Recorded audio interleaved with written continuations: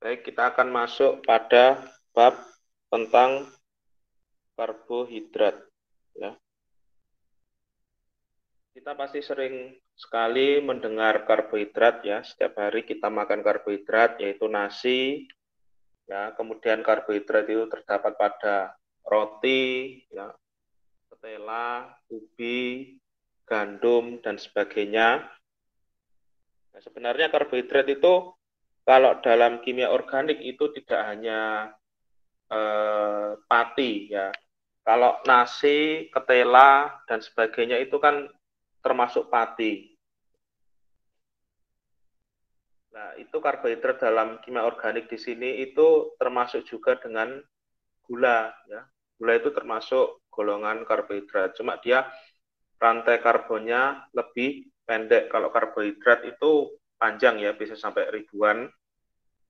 Kalau gula itu biasanya ada yang C-nya cuma 3, ada yang 6, ada yang 12. Nah, kemudian ada yang 18, ya biasanya itu kelipatan 6. Karbohidrat sendiri ya itu berasal dari kata karbo dan hidrat ya. Karbo ya artinya karbon, dia identik dengan unsur karbon C. Kalau hidrat itu dia identik dengan unsur air H2O ya. Nah, H2O ini kan bisa mecah lagi jadi H dan OH ya.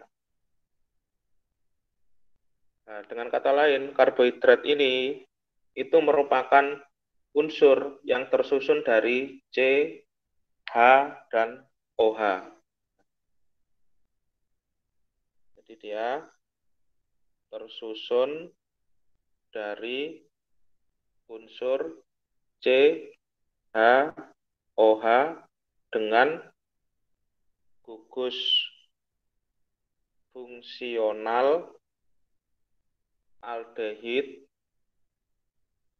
atau keton ya. Jadi ada ciri khasnya. Karbohidrat tersusun dari C, H, dan OH. C, H, OH. Misalkan ada lagi C, H, OH. Ada lagi C, H, OH, dan seterusnya. Ya.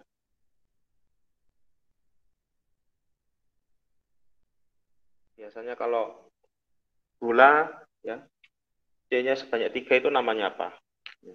Bukan glukosa ya, treosa atau apa gitu ya. Nanti bisa dilihat ya. Kemudian gula, ya, ya kita kalau menyebut gula di sini karbohidrat juga termasuk gula-gulaan ya. Nah, dia punya gugus fungsional. Ya. Di sini ada gugus fungsional. Gugus fungsional dari gula itu ada dua jenis. Ya. Yang pertama dia itu adalah aldehid. Yang kedua itu adalah keton. Nah ini. Mungkin di SMA kalian pernah mendengar istilah itu gula ketosa dan gula aldosa. Ya. Kalau aldosa itu gula yang ada gugus fungsional aldehidnya. Kalau ketosa itu gula yang ada gugus fungsional ketonnya.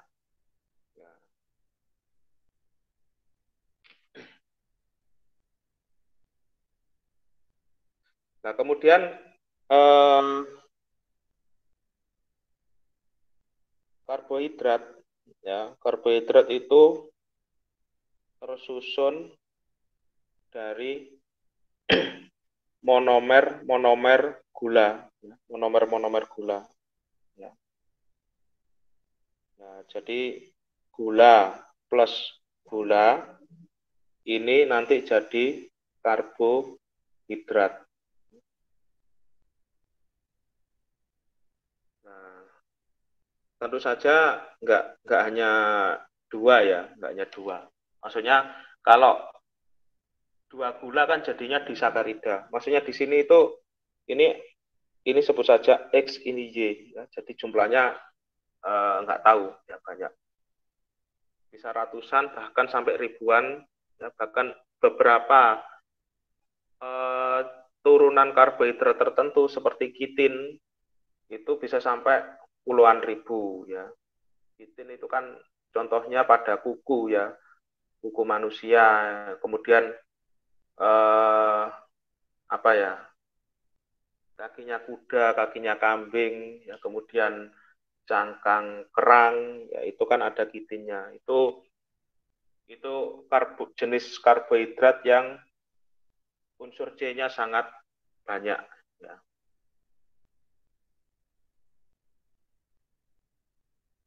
Nah, kemudian kalau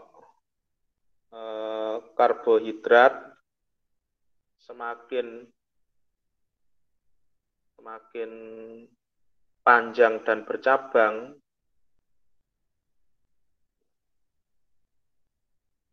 itu biasanya berwujud semakin keras ya, semakin padat ya. Contohnya kuku gitu ya. Kuku, cangkang kerang ya, cangkang kepiting itu ada kitinnya. Kitin itu karbohidrat ya. Semakin keras, padat, dan semakin sulit terurai.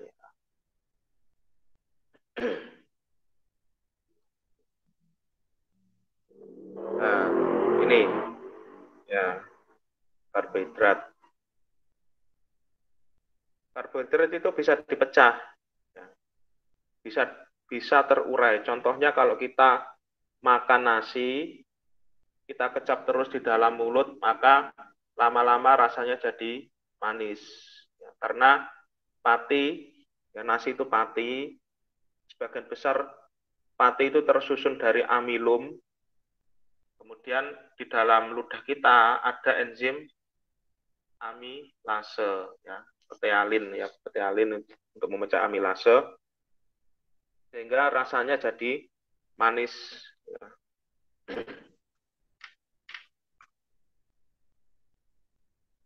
Nah, kemudian penggolongan karbohidrat, ya, klasifikasi karbohidrat.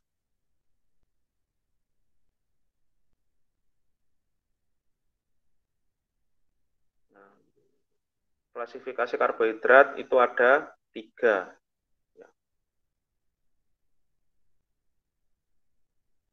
Nah, itu yang pertama adalah monosakarida.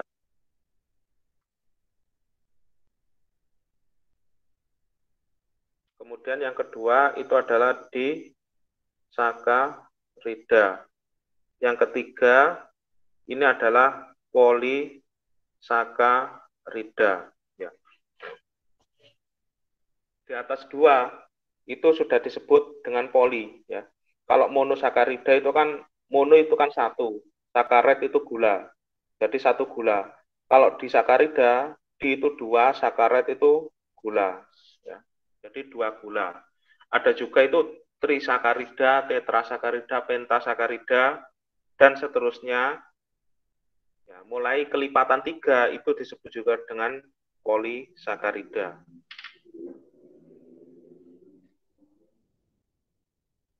Nah, kalau monosakarida dan disakarida itu disebut juga dengan gula sederhana. Ini monosakarida, disakarida itu gula sederhana. Polisakarida itu gula kompleks. Mati ya. Kemudian apalagi ya yang polisakarida itu, selulosa itu termasuk gula kompleks. Ya. Ya, dikatakan kompleks karena strukturnya kompleks, ya. Strukturnya sangat panjang dan biasanya itu nggak lurus ya, tetapi ada beberapa cabangnya. Dan biasanya itu lebih sulit terurai. Ya. Terurai pun itu butuh waktu yang lebih lama daripada disakarida dan monosakarida. Ya, kita ke yang pertama, yaitu tentang monosakarida. Monosakarida berasal dari kata mono dan sakarat. Ya. Mono itu satu, sakarat itu adalah gula. Kalau kita baca komposisi beberapa minuman kan itu ada sakarin. Ya. Sakarin itu apa sih? Sakarin itu berarti gula-gulaan. Ya. Ya dia pasti menjaga ini ya, menjaga resepnya ya. Makanya disebut sakarin gitu aja. Padahal gulanya itu entah gula yang ada rasanya atau apa ya kan, itu rahasia mereka. Nah, sehingga kalau monosakarida itu merupakan molekul gula tunggal. Molekul gula tunggal itu kapan dikatakan tunggal? Ketika jumlah atom C-nya itu antara 3 sampai 7 atom C. Nah, ini. Mungkin yang sering kita dengar itu kalau monosakarida C-nya selalu 6 ya. Glukosa, fruktosa ya. Enggak ya. Ada ribosa, ya, kemudian ada galaktosa dan sebagainya. Itu termasuk monosakarida juga. Asalkan dia ada gugus fungsional aldehid dan keton dan C yang terhubung dengan H dan OH. Nah, monosakarida karena dia merupakan molekul gula yang paling sederhana, yaitu gula tunggal, maka tidak dapat terhidrolisis biasa. Ya. Tidak dapat terhidrolisis biasa. Reaksi hidrolisis itu reaksi pemecahan. Ya, misalkan contohnya saja C6H12O6. Kemudian ada tandanya kayak gini. Ini disebut juga dengan reaksi hidrolisis. Atau biasanya plus H2O-nya di sebelah kiri. Itu reaksi hidrolisis. Ini tidak bisa berlangsung reaksinya. Nah, tapi bisa mengalami reaksi pembakaran ya, atau reaksi oksidasi. Bisa mengalami reaksi pembakaran. Nah, contohnya, misalkan kalau gula di dalam tubuh, ya, gula di dalam tubuh itu bisa terbakar, ya, menjadi energi. Nah, ini gula di dalam tubuh. CO2-nya kan kita keluarkan, ya, kita hembuskan ya, keluar dari hidung. Kemudian H2O-nya itu biasanya masuk dalam sel, ya. Dia mengisi plasma sel. Ya.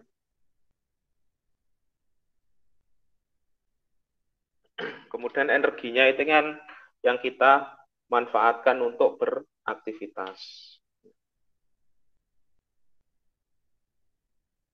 66, 6 3 kali berarti 18, sini berarti 6. Nah, ini. Nah, kalau tandanya panah ke atas itu artinya dia berupa ini ya, ketika bereaksi pertama kali dia wujudnya fasanya gas. Ya. Biasanya fasanya nggak disebutkan tapi ditulis panah ke atas. Itu menunjukkan dia fasanya gas. Nah, kemudian oh ya, kurang satu lagi ya. Nanti aja setelah ini. Contohnya ya. Contohnya kalau monosakarida seperti yang saya bilang tadi, kalau gula itu kan ada gula aldosa. Itu gugusnya adalah aldehid. Ya. Kemudian ada gula ketosa. Gula ketosa itu gugus fungsionalnya adalah keton. Ini ada beberapa, saya nggak hafal, ya. Dari C3 sampai C7 dengan berbagai macam cabangnya, ya. Ya, kalau hafal satu-satu nggak hafal ya, karena namanya itu nama trivial semua, ya. Seperti glukosa itu kan sebenarnya bukan nama IUPAC, itu nama trivial. Saya ambil dua contoh saja, yaitu misalkan dia sama-sama C6H12O6. Ya. Kalau dia aldosa, contohnya itu adalah glukosa. Kalau gula ketosa itu contohnya adalah fruktosa.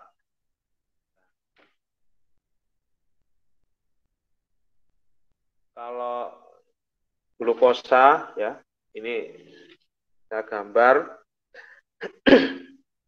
saya tunjukkan gugus fungsionalnya 1, 2, 3, 4, 5, 6. Kalau aldehid biasanya gugus fungsionalnya, bukan biasanya ya, selalu ya. Gugus fungsionalnya selalu di pojok ya, kayak gini.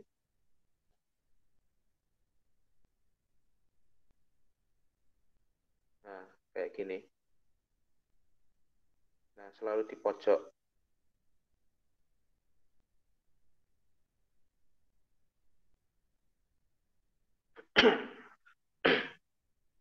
Nah, gugus fungsionalnya itu yang ini ya. Nah, ini gugus aldehid.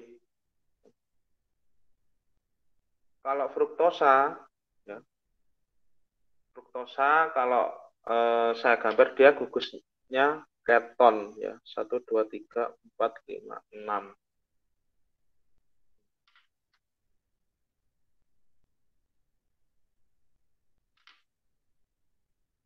Fruktosa keton itu di tengah-tengah, berarti di sini.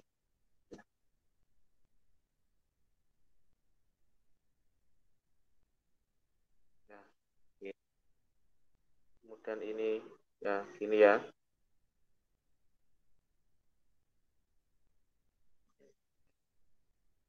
Ini kalau bisa gambar struktur karbon ini sudah lancar ya. Kalau belum lancar gambar struktur karbon ini, ya saya jamin pasti bermasalah nanti kalau disuruh menggambar struktur hidrokarbon. Ya.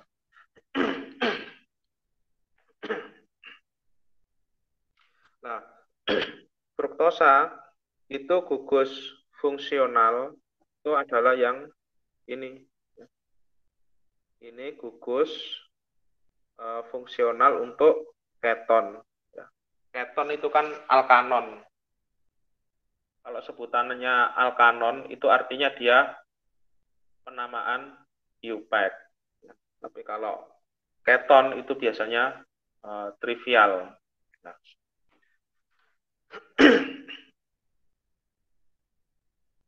Nah, saya kan tadi bilang kalau glukosa dan fruktosa itu sebenarnya bukan nama IUPAC, tapi nama trivial atau nama sebutan, nama yang umum disebut oleh orang-orang atau nama dagang.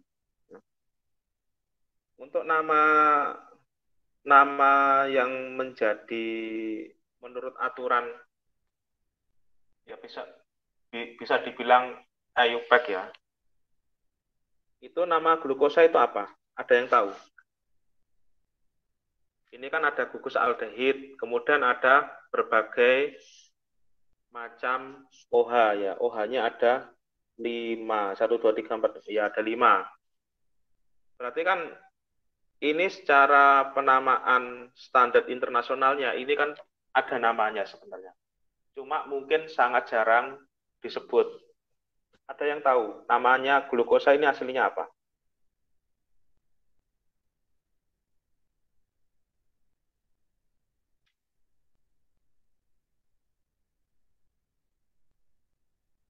Kalau aldehid berarti alkanal. Ya masih ingat ya materinya Bunia. Kalau 6 berarti heksanal. Nah, ada yang bisa menyebutkan namanya glukosa ini aslinya itu seperti apa? Nah, saya yakin di SMA belum pernah dibahas ya.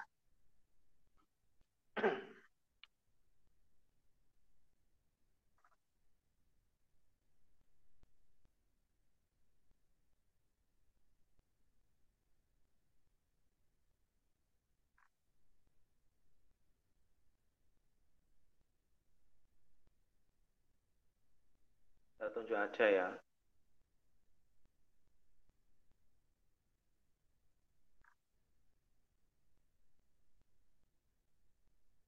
Aditya Bayu. Halo?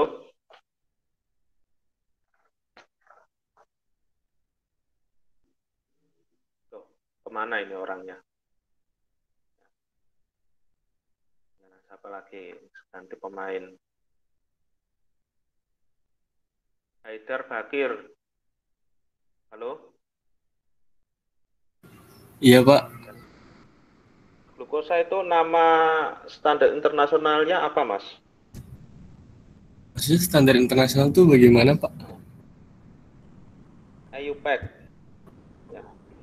Yang gini, misalkan aldehid itu kan alkanal. Kalau 6 itu berarti heksanal. Nah, kalau struktur glukosa seperti ini, nama alkanalnya itu apa? Gak Kamu tahu. browsing nggak bakal ada. Karena jarang yang ini. Nah, nggak tahu. Ada yang tahu?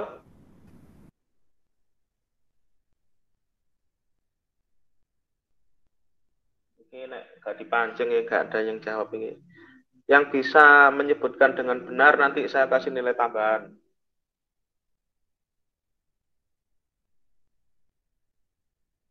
Ada yang tahu nama standar internasionalnya glukosa?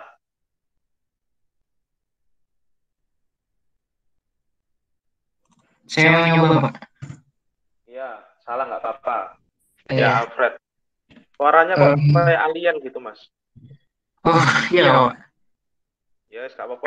Sebutkan Oke. apa namanya. Nah, Em, 2, 3, 4, 5, 6 tiga, pentahidro 4, 5, 6 penta pentahidroksi hidroksi heksanal. hampir benar ya, Oke. tapi masih kurang. Ada yang Oke, bisa Pak. membetulkan? Salah nggak apa-apa. Ada yang bisa membetulkan? Saya kasih nilai tambahan ya kalau benar.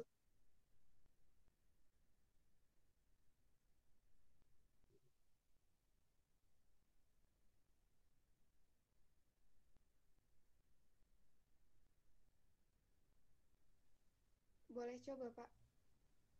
Halo? Ya, siapa ini? Sri Wahyuni Mandiri, Pak. Suaranya kok nggak kedengeran, Mbak?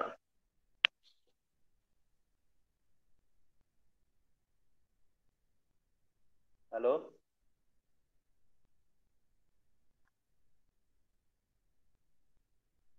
Tuh, hilang.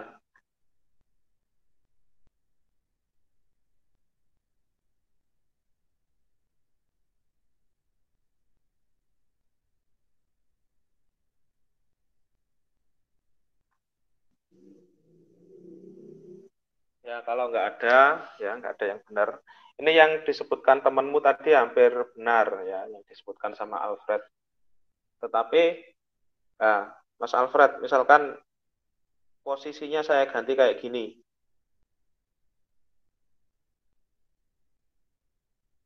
Kira-kira namanya sama apa enggak?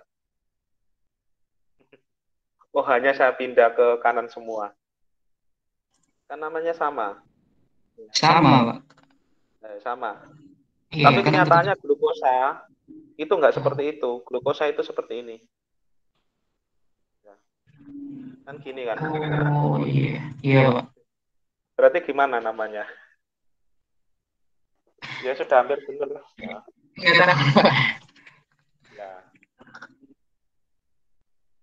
Ya, untuk semuanya. Masih ingat penamaan alfa beta gamma pada aldehid. Ya. Kalau alfa beta gamma pada aldehid itu kan gini. Ya. Nah, di mana kalau alfa, kalau posisinya di sini kan nggak mungkin, ya, karena ikatannya sudah pas 4. Kalau alfa disebut alfa itu kalau dia posisinya di sini. Ini alfa, ini beta, ini gamma. Nah, gini ya, alfa, beta, gamma. Urutannya kayak gitu. Berarti kalau posisi alfanya di mana? Ini alfa, ini beta, ini gamma. Nah, berarti ditambahin aja. Ini adalah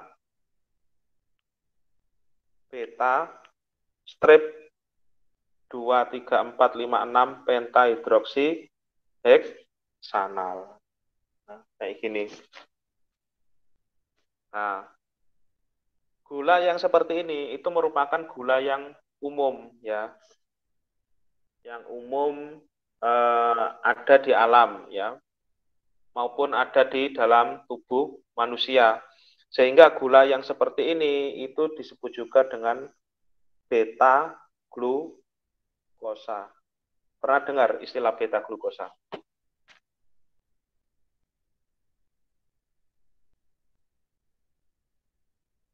Ya, belum pernah dengar beta glukosa. Ya, mungkin pernah disinggung-singgung sedikit, ya. Nah, sebenarnya kalau di industri, ya, suatu pabrik memproduksi gula, gulanya kan sukrosa, ya, gula dapur itulah, ya, gula yang dikonsumsi dipakai masak itu kan sukrosa. Nah, tapi sukrosa itu terbentuk dari beta glukosa, ya. Sukrosa itu kan monomernya glukosa dan fruktosa. Glukosanya itu adalah glukosa yang bertipe beta. Ya. Nah, alfa, beta, gamma itu disebut juga dengan, ada yang ingat, alfa, beta, gamma itu disebut dengan apa? Struktur molekulnya sama, rumus molekulnya sama, tetapi berbeda peletakan gugus, ya, dalam hal ini gugus OH. Alfa, beta, gamma disebut juga dengan apa? Isomer apa? Isomer apa? Ayo. Ada yang ingat? Posisi, Pak. Ya? Isomer posisi. Isomer posisi itu lebih ke cabang, Mas. Cabang kalau cabang alkil, ya. Tapi kalau alfa, beta, gamma disebut juga dengan isomer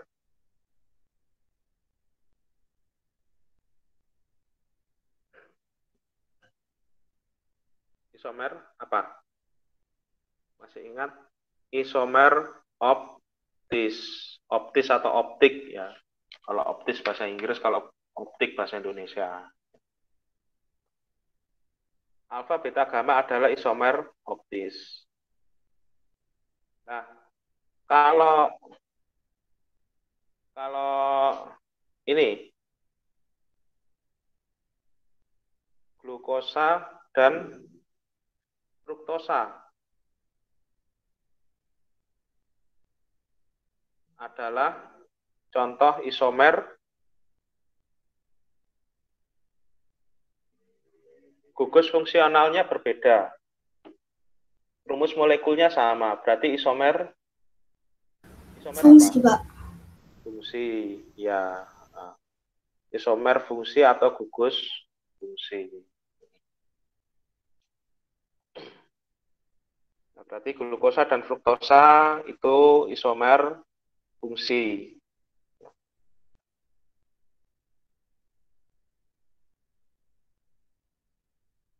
Nah, kemudian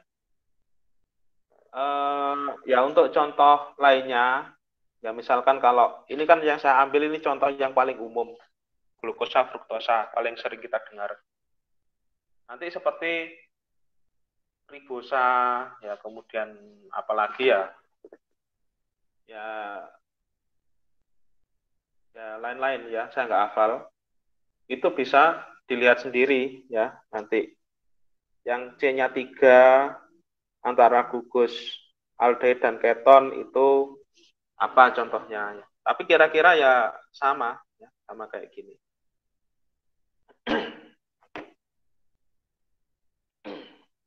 Nah, kemudian sifat umum gula. Sifat umum gula. Ini saya masukkan di awal-awal sini aja ya. Sebenarnya bukan punyanya monosakarida saja, tetapi disakarida dan polisakarida itu punya sifat ini. Nah, sifat umum gula itu apabila dilarutkan ke dalam air, maka struktur molekulnya itu berubah dari lurus menjadi cincin. Ya. Berubah dari lurus, ya, lurus itu istilahnya adalah alifatik. Ya. Menjadi cincin itu siklis. Ya. Siklis tapi bukan cincin bensen, itu beda ya. Kalau bensen itu kan dia ada ikatan rangkapnya dan posisinya teratur. Kalau ini siklis biasa ya, ikatannya tunggal. Contohnya ya, misalkan glukosa padat ya, plus H2O nanti jadi larutan glukosa. Ya. Ini kalau glukosa padat ya.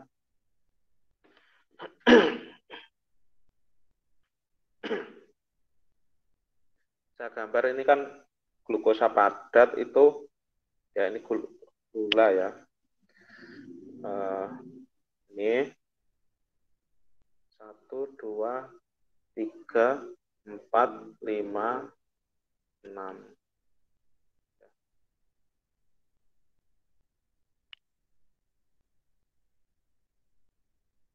Ya, ini.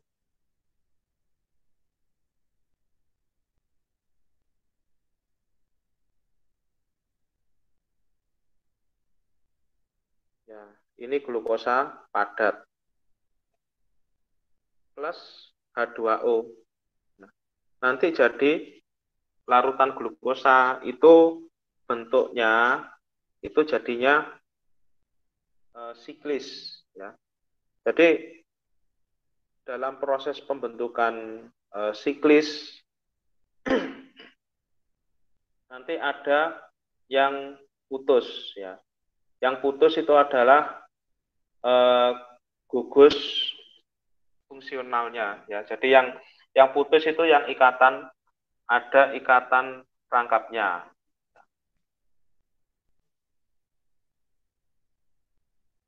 Ya.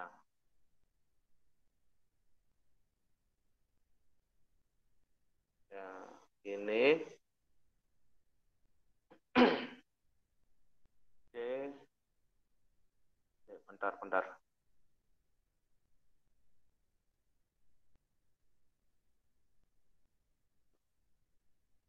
OH, H, 1, 2, 3, 4 pas ya. Ini. Gambar siklis itu kadang ini ya, harus teliti ya. Ya. Berarti ini OH. Nah, ada ketentuan gini. Kalau menggambar struktur siklis itu, ya mungkin nggak pernah diajarin waktu SMA. kalau glukosa padat, ya, glukosa padat itu kan OH sebelah kanan, itu kalau digambar siklis, ya, apabila digambar siklis, itu nanti arahnya di luar cincin. Ya. Ya, berarti OH sebelah kanan apabila digambar siklis, ya, itu berada di luar cincin. Kalau OH sebelah kiri, ya, OH sebelah kiri apabila digambar cincin dia berada di dalam cincin. Ya. Ini di dalam cincin. Ya, kayak gini. Nah, jadinya gambarnya ya kayak gini nanti.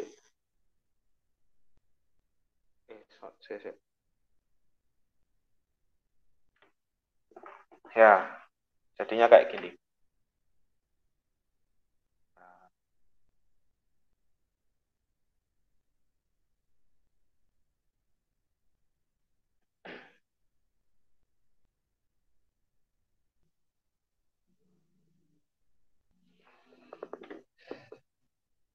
Nah, ini apabila glukosa dia dilarutkan ke dalam air. Ya. Strukturnya berubah dari lurus menjadi siklis, ya, dari alifatik menjadi siklis. Demikian juga dengan fruktosa, cuma kalau fruktosa itu siklisnya berbeda. Kalau glukosa itu siklisnya kan segi 6. Kalau fruktosa siklisnya itu segi 5. Loh, kok bisa siklisnya segi 5? Iya, kalau fruktosa itu segi 5 karena gugus fungsionalnya itu letaknya di tengah-tengah, ya, bukan di pojok. Keton itu kan gugus fungsionalnya di tengah-tengah, bukan di pojok. Jadinya ya 5, segi 5 nanti. Ya, 6 dikurangi 1 kan 5. Jadinya segi 5. Ya, itu, ya, alasannya.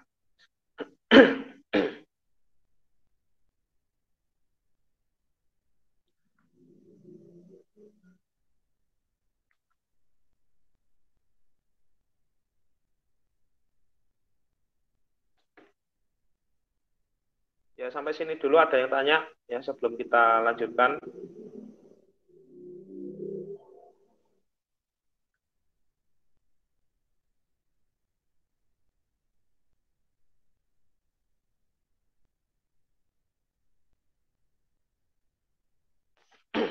Kalau nggak ada, kita akan lanjut ke disakarida. Disakarida itu berasal dari kata di dan sakarit, ya. Di itu 2, sakarit itu adalah gula. Nah, berarti disakarida itu tersusun dari 2 molekul gula tunggal. Nah. Misalkan, ya, contohnya disakarida itu gula pasir, ya. Gula pasir itu adalah sukrosa, ya. Sukrosa, ya, ini tersusun dari glukosa dan fruktosa. Contohnya lagi adalah laktosa. Pernah dengar laktosa? Terdapat pada mana? Terdapat pada susu. Ya. Laktosa itu tersusun dari galaktosa dan glukosa.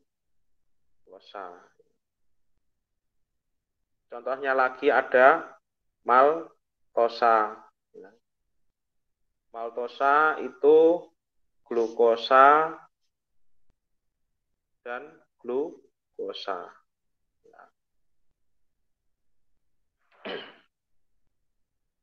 Nah ini.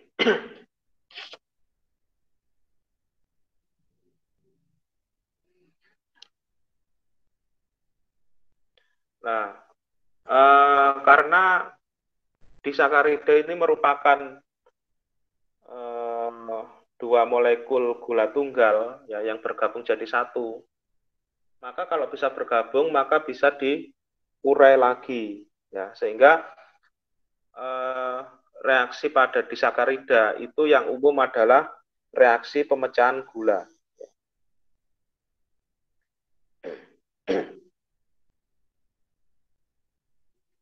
Reaksi pemecahan gula. Reaksi pemecahan gula pada disakarida itu, ya ini ada disakarida, kemudian ada bantuan enzim, ya biasanya ada H plusnya kayak gini, ini menunjukkan bahwa pH-nya sedikit asam. Ya. Ini bisa menjadi 2 monosakarida. Ya. Contohnya, ya, misalkan ada sukrosa, ya. Sukrosa, nah ini gambarnya agak ruwet ini ya. Molekul gulanya ada 2. Ya. Ini, ya, ini. Sama kayak yang tadi ya. OH, ya. Ini OH, OH, OH, ya. Ini O, ya. 5. Ini fruktosanya, ya.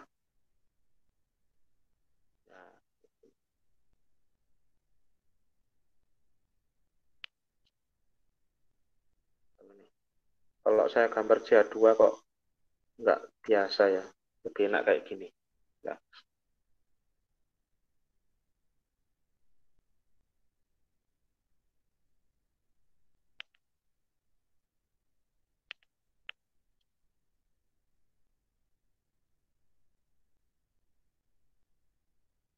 Nah, kayak gini. Ini sukrosa. Nah, ini adalah sukrosa. Sukrosa tersusun dari satu molekul glukosa, ya. Ini glukosanya, ya. Kemudian tersusun dari fruktosa. Ini fruktosa. Ya, kita lihat glukosa sama fruktosa kan struktur siklisnya berbeda. Yang mana kalau fruktosa ini segi 5, kalau glukosa segi 6. Ya karena beda letak gugus fungsionalnya. Kemudian yang O di tengah-tengah ini apa? Ya, O yang ada di tengah-tengah ini merupakan ikatan gulanya.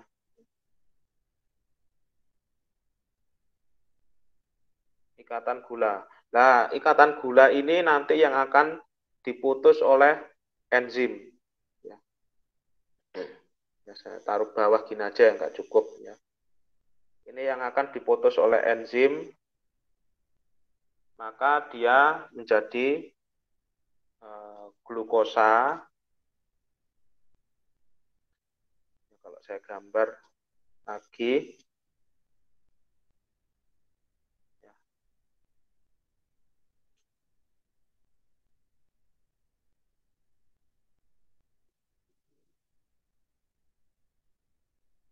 ya kalau nanti di rumah latihan gambar lagi ya, latihan gambar struktur molekul ya, karena kalau nggak lancar ini UASnya nanti pasti bermasalah ya.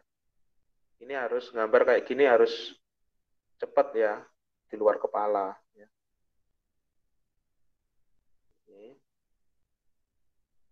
Nah, ya butuh ketelitian juga sih agar C-nya ini harus pas tangannya sebanyak 4 ya. Nah, syarat gambar biasanya itu kita itu kesalahan gambar kayak gini tuh tangan C-nya itu kurang atau kebanyakan ya, kurang dari 4 atau lebih dari 4 ya, tangannya 5 gitu, ya pasti salah. Nah, kayak gini. Ini jadi glukosa ya, glukosa ini adalah fruktosa. Ini digambar dalam cincin ya, karena reaksi pemecahan sukrosa itu kan di dalam pelarut air ya. Enzim itu kan larut dalam air ya. Plus H2O. H2O-nya dari mana? H2O-nya itu dari O ya, yang putus itu nanti terikat oleh H ya, H yang dibawa oleh enzim ya. Selain itu hanya itu akan mengisi mengisi dari OH ya, mengisi dari OH. Awalnya kan nggak ada OH-nya, terus kemudian diisi oleh OH.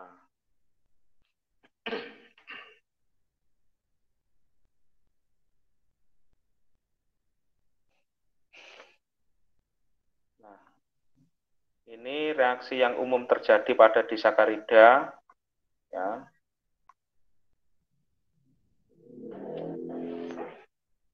Ya, untuk contoh untuk maltosa, laktosa ya nanti silakan di googling sendiri ya. Caranya sama ya. Reaksinya sama. Oh ya, enzim yang digunakan untuk memecah sukrosa itu disebut juga dengan enzim sukrose. Lewatan tadi. Untuk memecah sukrosa itu enzimnya sukrose. Untuk memecah laktosa, enzimnya itu laktose. Untuk memecah maltosa, enzimnya maltose. Jadi nama enzim itu mengikuti zat yang akan dipecah. Nah. Kemudian yang ketiga, ya, ini polisakarida. Polisakarida, poli itu artinya banyak, ya. Sakarat itu artinya gula. Berarti kalau polisakarida itu merupakan molekul yang tersusun dari banyak gula. Tersusun dari banyak molekul gula. Nah, gulanya ya nggak harus glukosa, ya bisa macam-macam. Ya. Nah, polisakarida itu biasanya wujudnya padat. Ya.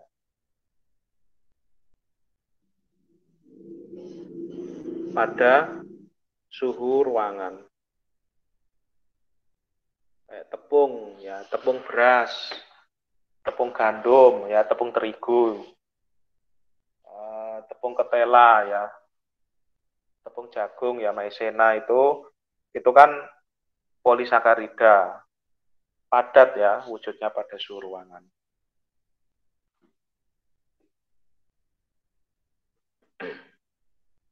Ya, seperti ini, sifat hidrokarbon kalau dia C-nya semakin panjang ya, rantai karbonnya semakin panjang itu kan semakin padat ya. Kayak metana ya, metana, gas metana itu kan gas wujudnya.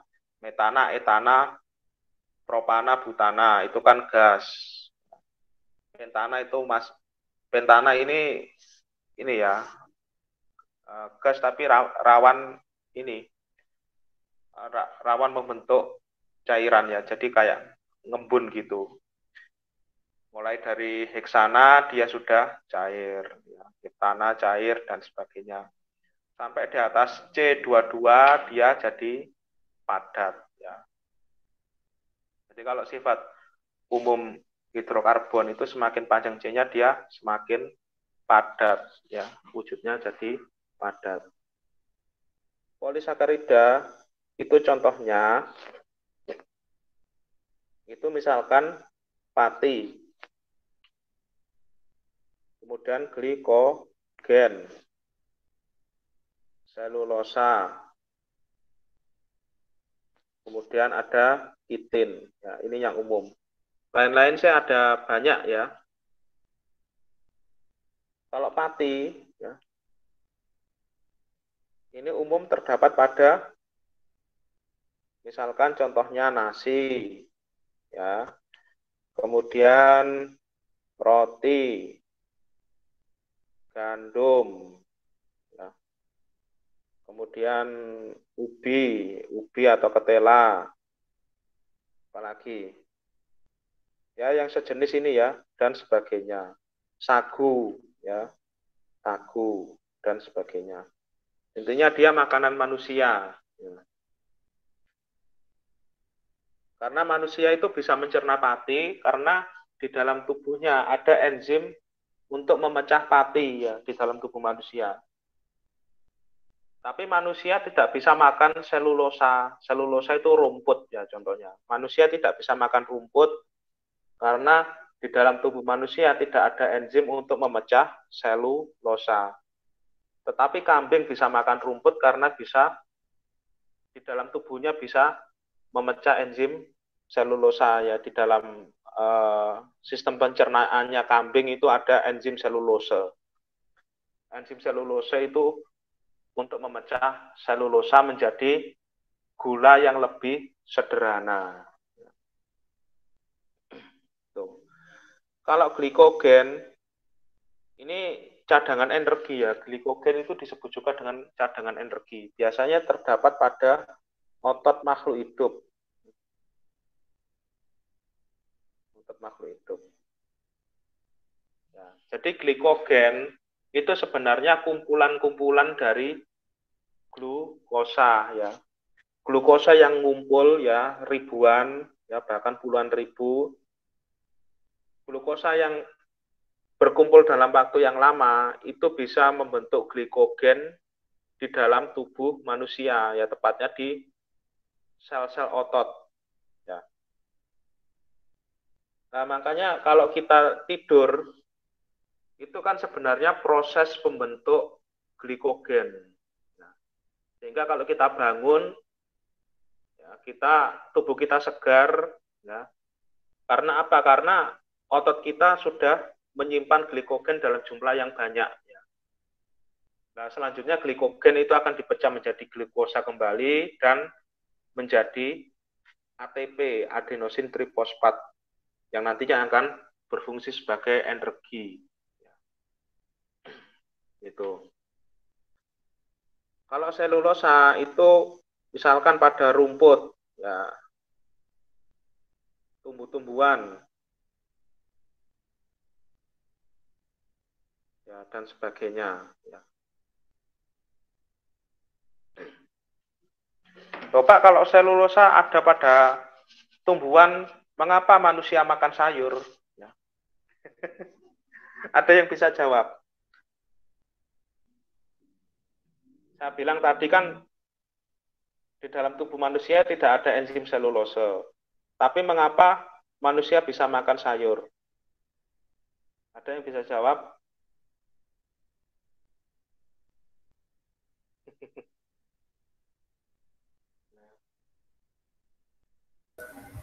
Mungkin karena dimasak itu Pak melewati proses pemanasan terus terpecah. Mungkin seperti itu Pak. Iya, itu salah satunya. Tapi sebenarnya alasannya yang utama itu tidak itu, Mas. Yang mengandung selulosa itu kan tidak semua bagian tumbuhan. Ya. Yang mengandung selulosa itu bagian tumbuhan utamanya itu adalah batang, ya, batangnya yang keras. Ya. Kalau daun ya seperti daun bayam itu bukan selulosa ya, tapi serat ya, jadi fiber ya, itu beda ya. Fiber itu golongan karbohidrat juga ya, tapi dia ini strukturnya lebih mudah terurai ya di dalam tubuh manusia. Tapi kalau rumput itu jelas selulosa ya nggak bisa ya. Selulosanya tinggi sekali rumput, kemudian apalagi ya, biasanya yang apa pembungkusnya tebu itu apa ya, glugu ya, glugunya tebu itu kan nggak mungkin kan ya manusia makan glugunya tebu kulitnya tebu ya, jadi sakit nanti ya. Tapi kambing itu mau ya dikasih glugu itu, nggak tahu ya, padahal ada kayak lincip-lincipnya ya, tapi kambing mau. Kalau kitin itu misalkan pada kuku ya, cangkang, kerang dan sebagainya. Ini contohnya. Kemudian yang terakhir itu tentang reaksi. Reaksi identifikasi gula. Reaksi identifikasi gula. Nah, reaksi identifikasi gula itu biasanya ada gula plus ini biasanya menggunakan tembaga 2 asetat ya. Tembaga 2 asetat berarti CH3 COO CU 2 kali. Nah, ini nanti akan membentuk warna merah ya. Suspensi kan berarti padatan, ada yang mengendap ya. Endapannya itu warnanya adalah merah bata. Nah, ini. Nah, tapi gula kan banyak, Pak. Bagaimana membedakan monosakarida dengan disakarida? Ya, ini ada. Kalau monosakarida apabila ditambahkan CH3 COO 2 kali CU ya terbentuk suspensi ya. Suspensi merah bata. Oh ya, suspensi merah bata itu apa zatnya? Suspensi merah bata itu zatnya adalah oksida tembaga ya. Jadi Cu2O, tembaga 1 oksida. Kalau monosakarida reaksinya cenderung cepat ya. Kalau disakarida reaksinya lambat ya.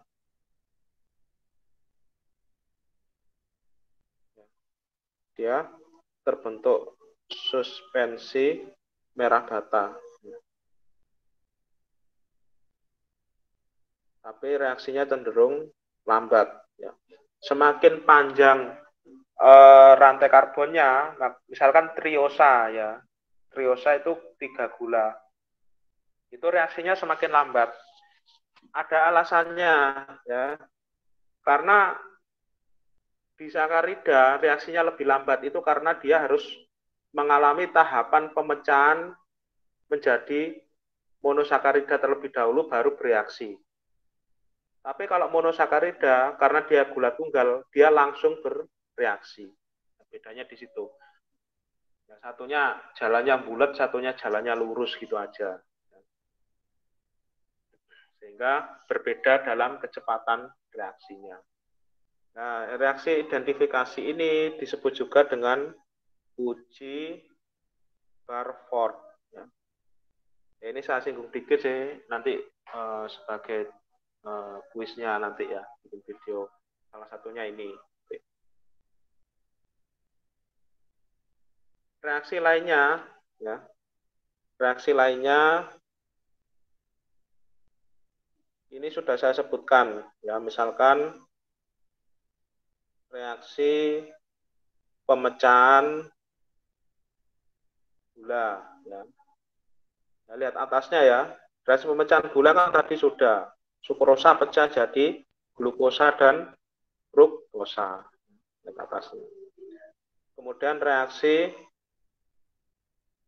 pelarutan gula. Ya, berubah dari alifatik menjadi siklis.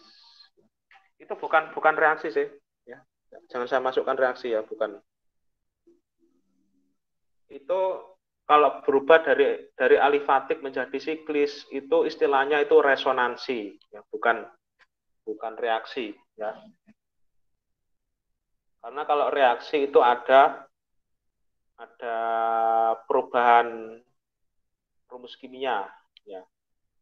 Tapi rumus kimianya kan tidak berubah, ya. Tapi yang berubah itu adalah strukturnya. Ya, sampai sini ada pertanyaan?